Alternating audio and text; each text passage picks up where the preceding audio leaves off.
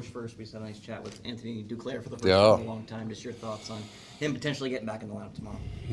Oh, really excited. Such a long injury. It's such a kind of painfully slow rehab. He worked hard. He did everything we asked him to do. And he's pushed it now for a while. So he's as confident as you can be, but there's always that, nerves and getting back on the horse. But he skated hard. He skated well. I think that he gets into it in 10 minutes into the game. First period, he might be a little fast for him, but he'll catch up to speed real quick. Obviously, a lot of it's how he feels, which you can't know. But was there one thing you saw from him recently that made you think, okay, he's ready to go? Well, he's so darn fast. He looked like it the first day, right? Because he's still faster than half the guys in the league. But he's pushed and cut back, and you can tell not even remotely tentative going into corners with people or getting hit. So there's that. I think because this injury has and you've seen it with players that have been re-injured, everybody's very tentative with it. And once a certain amount of healing got done, it became all mental, and he just had to go through enough practices where we feel confident that he's rested, that it's healed, and that he's ready to go. But mentally, you have to feel like that to perform. What does he bring to this team? It seems like everybody's talking about the NHL trade deadline, and you've got a 30-goal scored landing in your lap.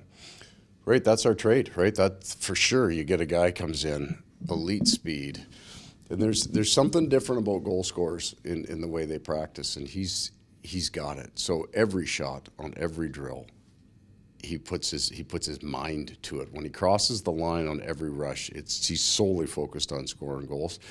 That might seem, an unusual thing. Shouldn't every player? But he's wired. He finishes every puck to the net, right? He's got that. That's what his strength is, and I think what he does is he really respects it. Like he values what he's great at, and he drives it in practice. So first thing that you notice is if there was a rebound off a shot, he was running the fastest route he could get to it, and he was trying to finish. Some guys will fool around in front of a goaltender. Anthony never fools around. He puts it in the back of the net as fast and as hard as he can. He protects what he's great at. And any concerns that he didn't get to go through training camp? You've been kind of working hard with this. Yeah, some things here. There are some new reads for sure, and some of that. He's watched all the video. He sat through every meeting in camp, so he wasn't when he was away from, not on the ice. He was in every single meeting. But some of this is definitely experiential. You've got to get out and see it happen in front of you. What the systems feel like a little bit. So. He's like every kind of in that way a young player coming who hasn't run something before. It'll take a little while to get it. You were missing a bunch of guys today. I ran yesterday is kind of. Well, I'd like to think so. We've got some nicks here, and we need to see how they get out of practice and come back in the next day before. So we're not 100% on everybody. I'll give you a real good idea tomorrow at the morning skate. Barkov, okay. All of them. Though they're all okay. I'm just not sure they're all playing tomorrow night. They're all fine. Yeah. Despite not playing, Duke was still very much present, it seems. Just what jumps out to you about him in that regard and his presence around the team? You know what you notice over time, when a player has a significant injury, they go through a depression. They do. There's a separation from the team because they're not around the players as much, and they feel like they're letting the team down. And so we wanted right from the start not to have to go through that with him. And so he's actually been his personality around the guys. He's been upbeat and positive, and we had him in every training camp meeting, every off-day meeting. The only ones he's missed are the pre-scouts before they go into the game. So he's been around us. That his mood has been positive. He's a connector, right? He's one of those guys that if there's somebody laughing, he's usually in the pile of guys that's laughing. So he's got that kind of big smile, upbeat personality. It's been nice having him around. There are guys in the past who have a long. Can we train him at 6 a.m. and get him out because he's just grumpy all the time? But he's been good to have around. He gave a lot of love to Coach Horny, he calls him. What can you say about the job that Patrick Hornquist did in helping Duke get back to speed? It's unique. There are, because he's kind of he's still in incredible shape, right? And Patrick's ability to push himself every single day is highly unusual. So there's your standard, right? It's not like a coach skating, because we can't keep up to these guys anyway. But you got a guy that's played that, let's do one more, we'll do one more, and we'll do all of them harder.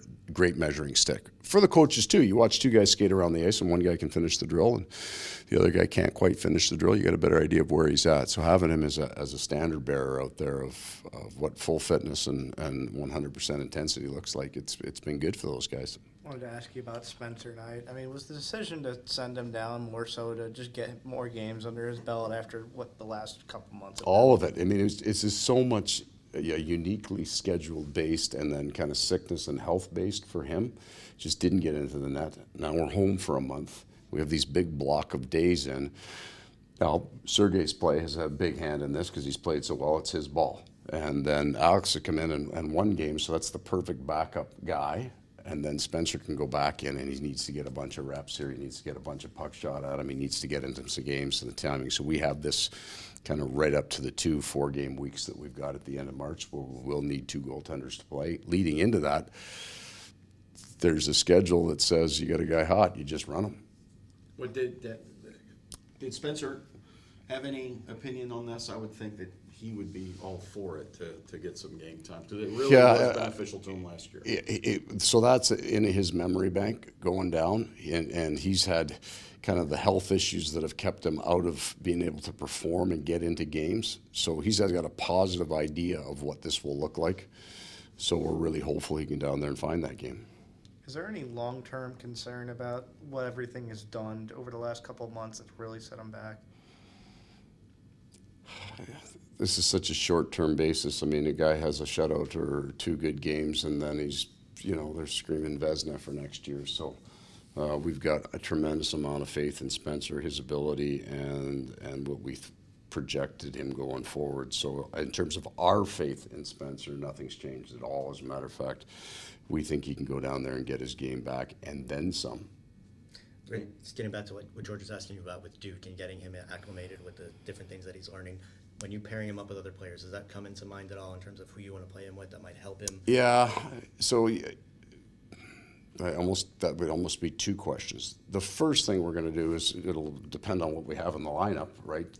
And then won't play him necessarily on the top 2 if that option's available. Be the 3-hole. Right, so that's about it. So you can monitor minutes a little more. It depends. It takes the pressure off who you're playing against. But you would change that very, very. Once he looks right, you're going to be saying, okay, who's the right 2 guys?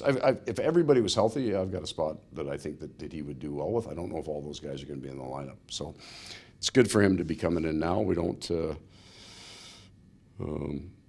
have a tremendous number of games going back to back where it's soreness. Right, he can play this game, not skate the next day, do the video and really kind of amp his way up.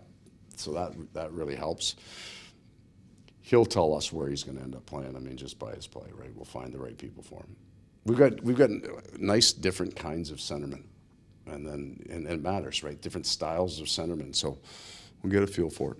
Anything new on Giovanni Smith?